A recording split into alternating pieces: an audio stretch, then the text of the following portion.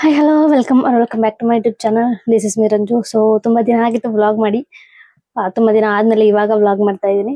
ಇವತ್ತು ಯಾಕಪ್ಪ ವ್ಲಾಗ್ ಮಾಡ್ತಾ ಇದ್ದೀನಿ ಅಂತಂದ್ರೆ, ಇವತ್ತು ನಮ್ಮ ಮಗನಿಗೆ ಕಿವಿ ಚುಚ್ಸೋಕೆ ಹೋಗ್ತಿದೀವಿ. ಅದಕ್ಕೋಸ್ಕರ ಒಂದು ವ್ಲಾಗ್ನ ಮಾಡೋಣ ಅಂತ. ತುಂಬಾ ದಿನ ಆಗ್ಬಿಟ್ಟಿತ್ತಲ್ಲ, ಏನು ಫಂಕ್ಷನ್ ಇರ್ಲಿಲ್ಲ, ಮತ್ತೆ ಅದೇ ರೂಟೀನ್ ಇರುತ್ತೆ, ಹಂಗೆ ನನ್ನ ಮಗನೂ ಇರ್ತಾರೆ ಅಂತ ಹೇಳಿ ಇಷ್ಟು ದಿನ ವ್ಲಾಗ್ ಮಾಡಕ್ ಆಗಿರ್ಲಿಲ್ಲ ಅಷ್ಟೇ. ನಮ್ಮ ಮನೇಲಿ ಶಾಸ್ತ್ರ ಗಿಸ್ತ್ರ ಅಂತೆಲ್ಲ ಏನ್ ಮಾಡಲ್ಲ, ಅದೆಲ್ಲ ತೊಟ್ಲು ತಗೋ ಹೋಗ್ಬೇಕಾದ್ರೆ ಮಾಡ್ತಾರೆ. ಬಟ್ ಇವಾಗ ಏನಿಲ್ಲ, ಸಿಂಪಲ್ ಆಗಿ ಕರ್ಕೊಂಡೋಗಿ ಕಿವಿ ಚುಚ್ಸೋಣ ಅಂತ, ಆಚೆರೆ ಹತ್ರ ಕಿವಿ ಚುಚ್ಸೋಣ ಅಂತ ಅನ್ಕೊಂಡ್ವಿ. ಆದ್ರೆ ಡಾಕ್ಟರ್ ಹತ್ರನೇ ಸೇಫ್ ಅಂತ ಹೇಳಿ, ನನ್ನ ವಾರ್ಗತಿ ಡಾಕ್ಟರ್ ಹತ್ರನೇ ಅವರಿಬ್ರು ಮಕ್ಳಿಗೂ ಕಿವಿ ಚುಚ್ಸಿದ್ದು. ಸೊ ಸೇಫ್ ಅಂತ ಹೇಳಿ ಗೊತ್ತಿರೋರ ಹತ್ರನೇ ಹೋಗಿ ಚುಚ್ಸೋಣ ಅಂತ ಡಾಕ್ಟರ್ ಹತ್ರ ಹೋಗಿ, ಸುಶೀಲಮ್ಮ ಶಾಪ್ ಅಂತ ಇದೆ, ಸೊ ಅಲ್ಲಿ ಹೋಗಿ ಕಿವಿ ಚುಚ್ಸ್ಕೊಂಡ್ ಬರ್ಬೇಕು. ಸೊ ಇದು ಇವತ್ತಿನ ಪ್ಲಾನ್. ಆಕ್ಚುಲಿ ಇಷ್ಟು ಇವಾಗ ಅವನಿಗೆ 4 ಮಂತ್ ಕಂಪ್ಲೀಟ್ ಆಗಿದೆ. 4 ಮಂತ್ ಕಂಪ್ಲೀಟ್ ಆಗಿ 2 ಡೇಸ್ ಆಗಿದೆ ಅಷ್ಟೇ. ಇವಾಗಲೇ ಚುಚ್ಚಿಸ್ಬೇಕು ಅಂತ ಏನಿರ್ಲಿಲ್ಲ. ಅವನಿಗೆ 3.5 ಮಂತ್ ಇಂಜೆಕ್ಷನ್ ಹಾಕ್ಬೇಕಾಗಿತ್ತು. ಸೊ ಒಂದು ಇಂಜೆಕ್ಷನ್ಗೆ ಇನ್ನೊಂದು ಇಂಜೆಕ್ಷನ್ಗೂ 1 ತಿಂಗಳು ಗ್ಯಾಪ್ ಇರಬೇಕು ಅಂತ ಹೇಳಿದ್ರು. ಅದಕ್ಕೋಸ್ಕರ ಇವಾಗ ನೆಕ್ಸ್ಟ್ ಗುರುವಾರ ಅವನಿಗೆ ಇಂಜೆಕ್ಷನ್ ಹಾಕ್ಸ್ಬೇಕು. ಅದರ ಇಂಜೆಕ್ಷನ್ ಹಾಕ್ಸಿ ಸ್ವಲ್ಪ ದಿನ ಆದ್ಮೇಲೆ ಚುಚ್ಚೋಣ ಅಂತ ಹೇಳಿದ್ರೆ ಆಷಾಢ ಬಂದ್ಬಿಡುತ್ತೆ. ನೆಕ್ಸ್ಟ್ 7 ತಿಂಗಳು ಚುಚ್ಚಿಸ್ಬೇಕು. ಅವಾಗ ಅವ್ನಿಗೆಲ್ಲಾನು ಗೊತ್ತಾಗಿ ಅಳ್ತಾನೆ ಅಂತ ಹೇಳಿ ಇವಾಗ ಚುಚ್ಚೋಣ ಅಂತ. ಇವತ್ತು ಸೋಮವಾರ, ಇವತ್ತು ಚುಚ್ಚಿ ಮಂಗಳವಾರ, ಬುಧವಾರ, ಗುರುವಾರ, ಇನ್ನು 3 ದಿನಕ್ಕೆ ಅವ್ನಿಗೆ ಇಂಜೆಕ್ಷನ್ ಇರುತ್ತೆ. ಕಿವಿ ಚುಚ್ಚಿ 3 ದಿನ ತನಕ ಸ್ವಲ್ಪ ವಾಸಿ ಆಗಿರುತ್ತೆ, ಆಮೇಲೆ ಇಂಜೆಕ್ಷನ್ ಹಾಕ್ಸ್ಬೋದು ಅಂತ ಹೇಳಿ. ಅವ್ನಿಗೆಲ್ಲಾನು ಒಟ್ಟೊಟ್ಟಿಗೆ ಬಿದ್ದ್ಬಿಟ್ಟಿದೆ. ಎಲ್ಲಿ ಅಳ್ತಾನೆ ಏನೋ ಗೊತ್ತಿಲ್ಲ. ಕಿವಿ ಚುಚ್ಚಿಸ್ಬೇಕಾದ್ರೆ ಹೇಗೆ ರಿಯಾಕ್ಟ್ ಮಾಡ್ತಾನೆ ಅದು ಗೊತ್ತಿಲ್ಲ. ಅವ್ನು ಇಂಜೆಕ್ಷನ್ ಹಾಕ್ಸ್ಬೇಕಾದ್ರೆ ನೋಡಕ್ಕಾಗಲ್ಲ ಅವ್ನ ಕೈಲಿ, ಅಷ್ಟೊಂದು ಅಳ್ತಾನೆ. ಕಿವಿ ಚುಚ್ಚಿಸ್ಬೇಕು ಅದಂದು ಗೊತ್ತಿಲ್ಲ ಹೆಂಗ್ ರಿಯಾಕ್ಟ್ ಮಾಡ್ತಾನೆ ಅಂತ. ಹಂಗೇನೆ ಟೌನಲ್ಲಿ ಸ್ವಲ್ಪ ಕೆಲಸ ಇದೆ, ಆದ್ರೆ ನಮ್ಮ ಅಣ್ಣಂಗೆ ಫ್ರೀ ಇದ್ರೆ ಹೋಗಿ ಮುಗಿಸ್ಕೊಂಡ್ ಬರ್ತೀವಿ, ಇಲ್ಲ ಅಂತಂದ್ರೆ ನನ್ನ ಮಗನ್ ಕಿವಿ ಚುಚ್ಸ್ಕೊಂಡ್ ಬರ್ತೀವಿ. ಸೊ ಇವತ್ತಿನ ಒಂದು ರೂಟೀನ್ ಇಷ್ಟೇ. ನಮ್ಮಣ್ಣ ಮತ್ತೆ ನಮ್ಮ ಮಮ್ಮಿ, ನಾನು 3 ಜನ ಹೋಗ್ತಿದ್ವಿ. ಆ ಕಡೆಯಿಂದ ನಮ್ಮ ಯಜಮಾನ್ರು ಬಂದ್ರೆ ನಾನು ಹೊರಗಿದ್ದೆ, ಇಷ್ಟು ಜನ ಹೋಗ್ತೀವಿ. ನೋಡೋಣ ಏನಾಗುತ್ತೆ ಅಂತ.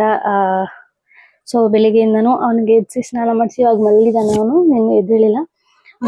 ನಮ್ಮ ಮಮ್ಮಿನೂ ಕೂಡ ಏನೋ ಕೆಲಸ ಇದೆ ಅಂತ ಹೊರಟಿದೆ. ಸೊ ಅವರೆಲ್ಲ ಕೆಲಸ ಮುಗಿಸ್ಕೊಂಡು ಬರೋ ತನಕ ನಾವು ರೆಡಿ ಆಗಿರ್ಬೇಕಾಗಿತ್ತು. ನಾನು ರೆಡಿ ಆಗಿದ್ದೀನಿ. ನಮ್ಮ ಅಣ್ಣನು ಸ್ವಲ್ಪ ಕೆಲಸ ಇದೆ ಅಂತ ಹೇಳಿ ಹೋಗಿದ್ದಾನೆ. ಅವರಿಬ್ರು ಕೆಲಸ ಮುಗಿಸ್ಕೊಂಡು ಬರೋ ತನಕ ನಾನು ರೆಡಿ ಆಗಿದ್ದೀನಿ. ಹೆಂಗ್ ಹೇಳ್ತಾನೋ, ಹೆಂಗ್ ರಿಯಾಕ್ಟ್ ಮಾಡ್ತಾನೋ ಅಂತ ತುಂಬಾ ಭಯ ಆಗ್ತಾ ಇದೆ. ಒಂದ್ ಕಡೆ ಖುಷಿನೂ ಆಗ್ತಾ ಇದೆ, ಅವ್ನು ಕಿವಿ ಚುಚ್ಚಿಸ್ತಿದೀವಿ, ತುಂಬಾ ಚೆನ್ನಾಗಿ ಕಾಣಿಸ್ತಾನೆ ಅಂತ. ಆಕ್ಚುಲಿ ಅವ್ನ ಹುಡುಗ ಕಿವಿ ಚುಚ್ಚಿಸೋ ಅವಶ್ಯಕತೆ ಇಲ್ಲ ಅಂತ ನಾನು ನಮ್ಮ ಯಜಮಾನ್ರು ಅನ್ಕೊಂಡಿದ್ವಿ. ಇನ್ನು ಸುಮ್ನೆ ಏನಕ್ಕೆ ನೋವು ಮಾಡೋದು ಅವ್ನಿಗೆ ಅಂತ. ಬಟ್ ನಮ್ಮ ಮನೆಯವರು ಕಣ್ತಾಗುತ್ತೆ, ಶಾಸ್ತ್ರ ಏನು ಮಾಡೋಕ್ಕಾಗಲ್ಲ, ಮಾಡ್ಲೇಬೇಕು ಅಂತ ಹೇಳ್ತಿದ್ದಾರೆ. ಸೊ ನೋಡೋಣ ಏನಾಗುತ್ತೆ ಮುಂದೆ ಅಪ್ಡೇಟ್ನ ನಾನು ನಿಮ್ಗೆ ಹೇಳ್ತೀನಿ. ಸೊ ಬೆಳಿಗ್ಗೆದ್ದು 1-2 ಕ್ಲಿಪ್ಸ್ ತಗೊಂಡಿದ್ದೀನಿ, ಅದನ್ನ ನೋಡ್ಕೊಂಡು ಬನ್ನಿ. ನನ್ನ ಮಗನಿಗೆ ಯಾವಾಗಲೇ ಸ್ನಾನ ಮಾಡಿಸ್ಬೇಕಾದ್ರೂ ನಮ್ಮ ಮಮ್ಮಿ ಬೆಳಿಗ್ಗೆ ಎದ್ದ ತಕ್ಷಣ ಅವನಿಗೆ ಮೈಗೆ ಎಣ್ಣೆ ಹಾಕಿ ಮಸಾಜ್ ಮಾಡಿ ಎಲ್ಲನೂ ಕಂಪ್ಲೀಟ್ ಆದಮೇಲೆ ಅವನಿಗೆ ಸ್ನಾನ ಮಾಡಿಸೋದು. ಯಾವಾಗಲೂ ನಮ್ಮ ಮಮ್ಮಿನೇ ಹಾಕೋದು. ಇವತ್ತಿನ ನಮ್ಮ ಮಮ್ಮಿನೇ ಹಾಕಿದ್ದು, ಬಟ್ ನಾನು ಸ್ವಲ್ಪ ಇರಲಿ ಅಂತ ಹೇಳಿ ನಾನು ಮೇಲ್ಗಡೆ ಮಸಾಜ್ ಮಾಡಿದೆ ಅಷ್ಟೇ. ಇವಾಗ ಅವನು 4 ಮಂತ್ಸ್ ಕಂಪ್ಲೀಟ್ ಆಗಿರೋದ್ರಿಂದ ಏನಾದರೂ ವಸ್ತು ಕೊಟ್ಟರೆ ಹೋಲ್ಡ್ ಮಾಡ್ತಾನೆ. ಆಮೇಲೆ ನಮ್ಮ ಮುಖ ನೋಡಿ ನಗ್ತಾನೆ. ತುಂಬ ಖುಷಿಯಾಗುತ್ತೆ ಅದನ್ನೆಲ್ಲ ನೋಡೋದಕ್ಕೆ. ಈ ಪುಟಾಣಿ ಕೈಗಳು ತುಂಬ ಬೇಗ ಬೀಳ್ತಾ ಇದೆ ಅಂತ ಫೀಲ್ ಆಗುತ್ತೆ ನನಗೆ. ಅವನ ಜೊತೆ ಆಟಾಡೋಕ್ಕಂತೂ ತುಂಬಾ ಇಷ್ಟ. ಮಸಾಜ್ ಎಲ್ಲ ಮಾಡಾದ್ಮೇಲೆ ಅವನಿಗೂ ಕೂಡ ಸ್ನಾನ ಮಾಡಿಸಿ ಕರ್ಕೊಂಡು ಬಂದ್ವಿ. ಇತ್ತೀಚೆಗಂತೂ ಬೆಳಗ್ಗೆ ತುಂಬಾ ಚಳಿ ಇರುತ್ತೆ. ಸೊ ಅವನಿಗೂ ಕೂಡ ಎಲ್ಲನೂ ಬೆಡ್ಶೀಟ್ನೆಲ್ಲ ಫುಲ್ ಕವರ್ ಮಾಡಿ ಕರ್ಕೊಂಡು ಬಂದ್ವಿ ಒಳಗಡೆ. ಇವತ್ತು ಅವನಿಗೆ ಈ ಒಂದು ಔಟ್ಫಿಟನ್ನು ವೇರ್ ಮಾಡೋಣ ಅಂತ. ಬಟನ್ ಇರೋ ಶರ್ಟ್ ಹಾಕಿದ್ರೆ ಅವನಿಗೆ ರಿಮೂವ್ ಮಾಡಬೇಕಾದ್ರೆ ಕಿವಿ ಏನೂ ನೋಯಲ್ಲ ಅನ್ನೋ ರೀಸನ್ಗೆ ಈ ಒಂದು ಔಟ್ಫಿಟ್ನ ನಾನು ಚೂಸ್ ಮಾಡಿದೆ. ಸೊ ಅವನ್ನೆಲ್ಲ ಸ್ನಾನ ಮಾಡ್ಕೊಂಡೆಲ್ಲ ಬಂದಾದಮೇಲೆ ಅವನಿಗೆ ರೆಡಿ ಎಲ್ಲ ಮಾಡಿ ಮಲಗಿಸಾಯ್ತು ಅವನನ್ನು. ಅವನಿಗಂತೂ ಈ ಒಂದು ಹವಳ ಮಣಿ ಯಾವಾಗಲೂ ಕೈಯಲ್ಲೇ ಇರೋದಿಲ್ಲ. ಒಂದಲ್ಲ ಒಂದು ದಿನದಲ್ಲಿ ಒಂದು ಸಲನಾದ್ರು ಕಳ್ಕೊಳ್ತಾನೆ ಇರುತ್ತೆ. ಇವಾಗಲೂ ಕಳೆದೋಗಿತ್ತು. ನಾನು ಅದನ್ನು ಎತ್ಕೊಂಡು ಇವಾಗ ಹಾಕೋಣ ಅಂತ ಹೇಳಿ ಹಾಕ್ತಾಯಿದ್ದೀನಿ. ಸೊ ಬೆಳಿಗ್ಗೆ ಮನೇಲಿ ತಿಂಡಿ ಚಪಾತಿ ಮಾಡಿದರು. ನನಗೆ ಚಪಾತಿಗೆ ಯಾವುದೇ ರೀತಿ ಗೊಜ್ಜುಗಂತೂ ಕೊಡೋದೇ ಇಲ್ಲ. ಸೊ ಸ್ವಲ್ಪ ಉಪ್ಪೆಸರು ಖಾರ ಕೊಡ್ತಾರೆ, ಅದ್ರ ಜೊತೆಗೆ ತಿನ್ನಬೇಕು. ಚಪಾತಿ ಮಾಡಿದರು. ಅವನು ಕೂಡ ಮಲಗಿಸಿ ನಾನು ಕೂಡ ತಿಂದಿದ್ದೀನಿ ಅಂತ ಹೇಳಿ ತಿನ್ಕೊತಾ ಇದ್ದೆ. ಸೊ ಈ ಒಂದು ಕಪ್ಪು ನಮ್ಮ ಯಜಮಾನರು ನನ್ನ ಬರ್ಡೇಗೆ ಅಂತ ಗಿಫ್ಟ್ ಮಾಡಿದ್ದು. ಮೇ ಬಿ 1 ಇಯರ್ ಮೇಲೆ ಆಯ್ತು ಇದನ್ನು. ಯಾವಾಗಲೂ ನಾನು ಇದರಲ್ಲೇ ಕಾಫಿ ಕುಡಿಯೋದು. ಸೊ ಈ ಕಪ್ನ ಯಾವಾಗ ನೋಡಿದ್ರು ನನಗೆ ತುಂಬಾ ಸ್ಪೆಷಲ್ ಫೀಲ್ ಆಗ್ತಾನೆ ಇರುತ್ತೆ.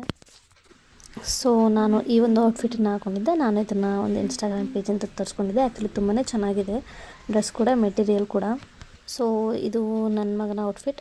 ಸೊ ಅವನಿಗೂ ಸ್ವಲ್ಪ ಚಳಿಯೆಲ್ಲ ಇದೆ ಅಂತ ಹೇಳಿ ಕಾಲಿಗೆ ಸಾಕ್ಸ್ ಎಲ್ಲ ಹಾಕಿ ಅವನನ್ನು ರೆಡಿ ಮಾಡಿದ್ದಾಯಿತು. ಸೊ ಅವನು ಅವ್ರ ಅತ್ತೆ ಜೊತೆ ಆಟ ಆಡ್ತಾಯಿದ್ದ. ಈ ಬಟ್ಟೆ ಸ್ಪೆಷಾಲಿಟಿ ಏನಂತ ಹೇಳಿದ್ರೆ, ಹಿಂಗೆ ಟಚ್ ಮಾಡಿದ್ರೆ ಆ ಸ್ಪೈಡರ್ ಮನೆಲ್ಲ ಲೈಟ್ ಬರುತ್ತೆ. ಇದು ನಮ್ಮ ಭಾವ, ಅವನಿಗೆ ಮೇ ಬಿ 2ನೇ ತಿಂಗಳಲ್ಲಿ ಬರುವಾಗ ಅವನಿಗೆ ಅಂತ ತಂದಿದ್ದು ಈ ಬಟ್ಟೆ.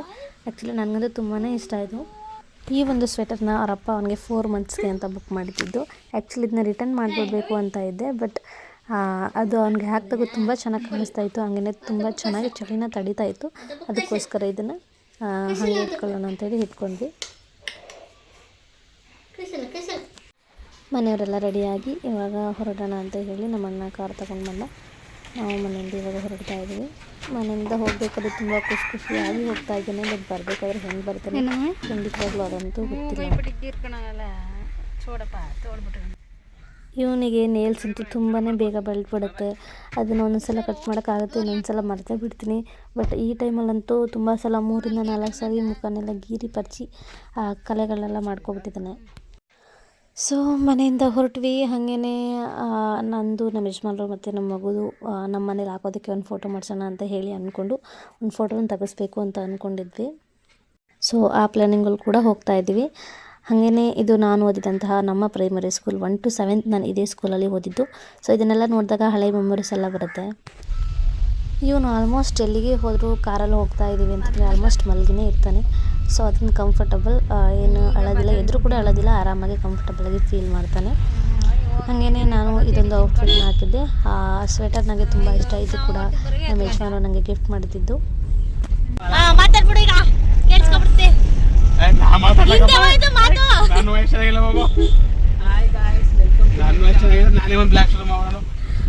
ಮಂಜು ಕಿಚನ್ ಬಂದ್ಬಿಟ್ಟು ಹಾಗಾದ್ರೆ ಅಡ್ಗೆ ಮಾಡ್ಯಾ ನೀನು?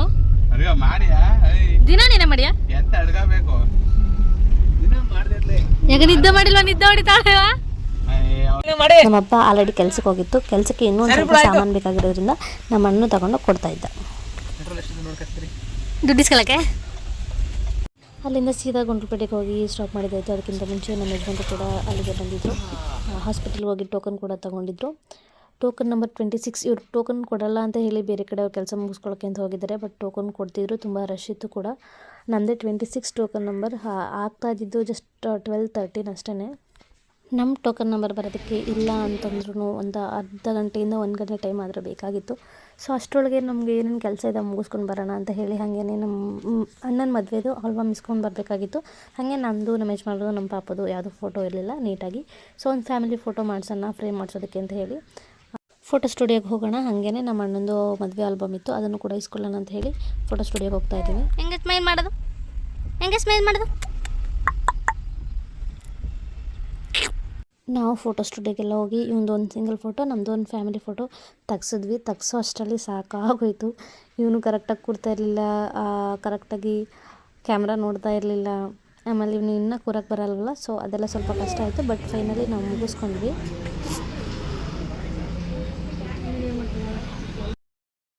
ಅಲ್ಲಿ ಫೋಟೋ ಎಲ್ಲ ತೆಗ್ಸಾದ್ಮೇಲೆ ಇನ್ನೇನು ಆಲ್ರೆಡಿ 22, 23 ಟೋಕನ್ ನಂಬರ್ ನಡೀತಾ ಇತ್ತು. ನಾವು ಕೂಡ ಬಂದ್ವಿ. ಅವನಿಗೆ ಕಿವಿ ಚುಚ್ಚೋಣ ಅಂತ. ನನಗೂ ನಮ್ಮ ಯಜಮಾನ್ರಿಗಂತೂ ತುಂಬಾ ಭಯ. ಆ್ಯಕ್ಚುಲಿ ಚುಚ್ಚೋದಕ್ಕೇ ಇಷ್ಟನೇ ಇಲ್ಲ. ಮೀಸನೆಲ್ಲ ಚುಚ್ಚಿಸಿ ಅವ್ನು ಹೋದ್ರೆ ಹೋಗ್ಬೇಕಾದ್ರೆ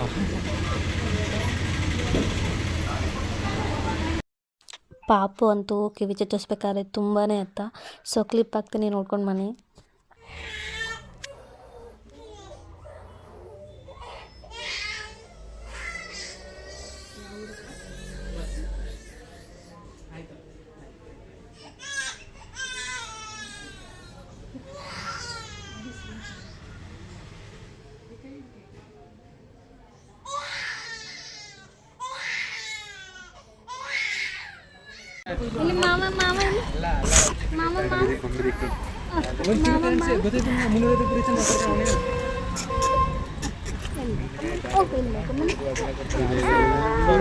ಆ ವಿಡಿಯೋ ಕ್ಲಿಪ್ನ ಇವಾಗ ನೋಡಿದ್ರು ಕೂಡ ಅಳು ಬರುತ್ತೆ. ಅದು ನಮ್ಮಮ್ಮ ಮಾಡಿರೋದು. ಕಿವಿ ಚುಚ್ಚಿಸ್ಬೇಕಾದ್ರೆ ಆ ಕ್ಲಿನಿಕ್ ಒಳಗಡೆ ಕೂಡ ನಾನಿರಲಿಲ್ಲ. ಎಷ್ಟು ಹೊತ್ತ ಅಂತ ಅಂದರೆ ಹೊರಗಡೆ ನಿಂತ್ಕೊಂಡು ಕೇಳಿಸ್ಕೊತಾ ಇದ್ವಿ. ಏನಕ್ಕಾದರೂ ಕಿವಿ ಚುಚ್ಚಿಸಿದ್ವೋ ಅಂತ ಅನ್ನಿಸ್ತಾ ಇತ್ತು. ಅಷ್ಟು ಫೀಲ್ ಆಗ್ತಾಯಿತ್ತು. ತುಂಬಾ ಬೇಜಾರಾಗ್ತಾಯಿತ್ತು ಕೂಡ. ಅಂದರೆ ಯಾವಾಗ ಚುಚ್ಚಿಸಿದ್ವಿ ಆವಾಗ ಮಾತ್ರನೇ ಹತ್ತಿದ್ದವನು. ಆಮೇಲೆ ಅಷ್ಟೇನು ಅರಳಿಲ್ಲ, ಸ್ವಲ್ಪ ಆರಾಮಾಗಿಯೇ ಮಲಗಿದ್ದ. ನಮ್ಮಪ್ಪ ಹೆಸರಲ್ಲಿ ನನ್ನ ಸಿಮ್ ಇತ್ತು. ಸೊ ಅದನ್ನು ಚೇಂಜ್ ಮಾಡಿಸೋಣ ಅಂತ ಹೇಳಿ ಜಿಯೋಯಿಂದ ಏರ್ಟೆಲ್ಗೆ ಪೋರ್ಟ್ ಆಗೋಣ ಅಂತ ಏರ್ಟೆಲ್ ಆಫೀಸ್ಗೂ ಹೋಗಿದ್ವಿ. ಹಾಗೆ ಒಂದು ಜ್ಯುವೆಲರಿನ ಆರ್ಡರ್ ಕೊಡೋದಿತ್ತು, ಅದನ್ನು ಕೂಡ ಆರ್ಡ್ರ್ ಕೊಟ್ಟು DTDC ಕೊರಿಯರ್ಗೆ ಹಾಕಿ ಹೊರಟ್ವಿ. ಅಷ್ಟೇ ಅವತ್ತು ಟೌನಲ್ಲಿ ಇದ್ದಿದ್ದ ಕೆಲಸ. ಅದೆಲ್ಲ ಆದಮೇಲೆ ಪ್ಯಾಕಿಂಗ್ ಎಲ್ಲ ಮಾಡಿ ಕೊಟ್ಟು ನಾವು ಮನೆಗೆ ವಾಪಸ್ ಹೊರಟ್ವಿ. ಅಲ್ಲಿ ವಾಮಿಟ್ ಬರತ್ತಾರ 5 ರೂಪಾಯಿ ಇಷ್ಟು ಬೇಗ ಬಂದ್ಬಿಟ್ಟು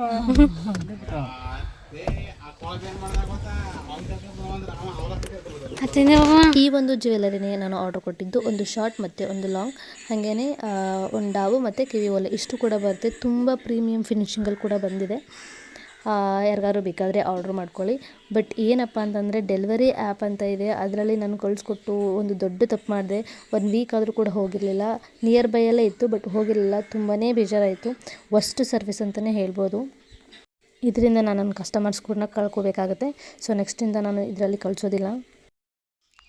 ಕಲ್ಲು ನಿಮ್ಮ ಹೆಸರು ಇಲ್ವಾ ಸಾಗೋತಕ್ಕ ಕಿವಿ ತಿರ್ಪಾನ ಕಾಳದಲ್ಲಿ ಹಾಕಿ ಕರ್ದ ಅವು ಕರ್ದಕ್ಕೆ ಮುಡ್ಗಿ ಸರಿಯಾಗಿ ಸರಿಯಾಗಿದ್ದೀರ ಕನ್ನಡದಲ್ಲ ಮಡಗಿದ್ದೆ ವಾಸಂಜನೆ ಹಾಕಿ ಮಡ್ಗಿ ನಿಮ್ಮ ಅಂಕಲ್ ಬಿಡಿ ಯಾರಿಗೆ ಚಿಕನ್ ಸಾವು ಡಿಪ್ಪೋದಾಗಿ ಹಾಕಿದ್ರೆ ನಡೀತಿತ್ತು ಎಲ್ಲರಿಗೂ ಒಂಚೂರು ಕೊಟ್ರೆ ನಾವೆಲ್ಲ ಹೋಗ್ಬೇಕು. ಅನ್ನ ಬರ್ತಾ ಅಂತಿದ್ರು ನನಗೂ ಅದನ್ನೇ ಕೊಡೋದು. ಅನ್ನ ಚೆನ್ನಾಗಿತ್ತಿಲ್ವಲ್ಲ ಹತ್ರ ಅವು ಹಾಕಿದಿಲ್ಲ ಹಾಕಿದಾಗಬೋದು ನೀವು ಚೆನ್ನಾಗಿ ತೊಳೆದು ಕೊಟ್ಟಿರಲಿಲ್ಲ.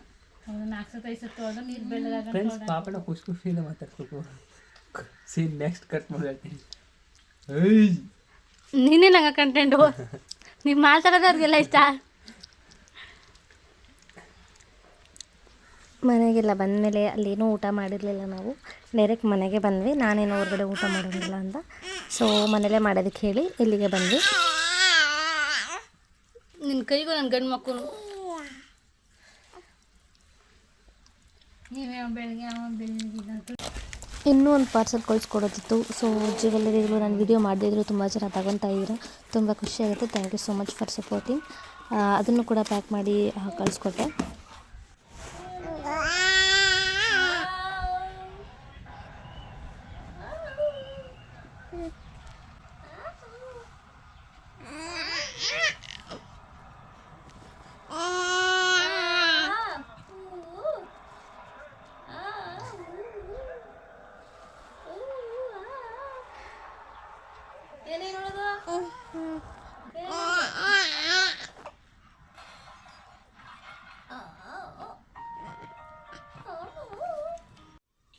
ಅವನು ರಥ ಜೊತೆ ಸ್ವಲ್ಪ ಜಾಸ್ತಿ ಆಟ ಆಡೋದು. ಸೊ ಆಟ ಆಡಿ ಸ್ವಲ್ಪ ಹೊತ್ತು ಆಮೇಲೆ ಮಲ್ಕೊಂಡ. ಮಲ್ಗಾದ್ಮೇಲೆ ನಾವು ಎದೆ ಹಾಲ ಸ್ವಲ್ಪ ಹತ್ತಿಗೆ ಕರ್ಕೊಂಡು ಅವ್ನು ಕಿವಿ ಚುಚ್ಚಿದ್ವಲ್ಲ ಅಲ್ಲಿಗೆ ಹಾಕ್ತಾಯಿದ್ದೀವಿ. ಏನಕ್ಕೆ ಹಾಕ್ತಾಯಿದ್ದೀವಿ ಅಂತಂದರೆ ಮನೆಗೆ ಬಂದ ತಕ್ಷಣ ಸ್ವಲ್ಪ ಕಿವಿ ಚುಚ್ಚಿರೋದನ್ನ ಸ್ವಲ್ಪ ಸಡಿಲ ಮಾಡಬೇಕು, ಇಲ್ಲಾಂದರೆ ಕಿವಿ ಚುಚ್ಚಿರೋದು ಸ್ವಲ್ಪ ಕಿವಿ ಕಟ್ಬಿಡುತ್ತೆ ಆಡಿಸ್ದೆ ಹೋದರೆ ಹಂಗೇನೆ ಅಂತ ಹೇಳಿ ಅದಕ್ಕೆ ಸ್ವಲ್ಪ ಹಾಲನ್ನು ಹಾಕಿ ಓಲನ್ನ ಆ ಕಡೆ ಈ ಕಡೆ ಮೂವ್ ಮಾಡ್ತಾಯಿದ್ವಿ. ಇವತ್ತೇ ಕಿವಿ ಚುಚ್ಚಿರೋದ್ರಿಂದ ಅವ್ನಿಗೆ ಸ್ವಲ್ಪ ನೋವಾಗ್ತಾಯಿದೆ. ಬಟ್ ಇವ್ನಿಗೆ ಎದೆ ಹಾಲು ಹಾಕಿದ್ರೂ ಸ್ವಲ್ಪ ಮೂವ್ ಮಾಡೋದಕ್ಕೆ ಕಷ್ಟ ಆಗ್ತಾಯಿತ್ತು. ಅದಾದಮೇಲೆ ಸ್ವಲ್ಪ ಮುಂದಕ್ಕೆ ಬಂದ್ಬಿಟ್ಟು ಅದು ಕಂಬ ಹಿಂದ್ಗಡೆನೇ ಹೊರಟೋಗಿತ್ತು ಅವನಿಗೆ ಕಿವಿಯಿಂದ ಹೊರಗಡೆ. ಅದನ್ನು ತಗೊಬರೋದಕ್ಕೆ ತುಂಬ ಟ್ರೈ ಮಾಡಿದ್ದೀವಿ. ಸೊ ಎದೆ ಹಾಲಿಗಿಂತನೂ ಬೆಸ್ಟ್ ಅಂತ ಹೇಳಿದ್ರೆ 1 ರೂಪಾಯಿಗೆ 4 ಅನ್ನಿಟ್ಟು ಬರುತ್ತೆ. ಅದನ್ನು ತಂದು ಹಾಕಿ ಅದು ಬೇಗನೆ ವಾಸಿ ಆಗುತ್ತೆ, ಮತ್ತು ಅದು ಓಲೆಗೆ ಅಂಟ್ಕೊಳ್ಳೋದಿಲ್ಲ. ಕಿವಿಗೂ ಓಲೆಗೂ ಫ್ರೀ ಇರುತ್ತೆ.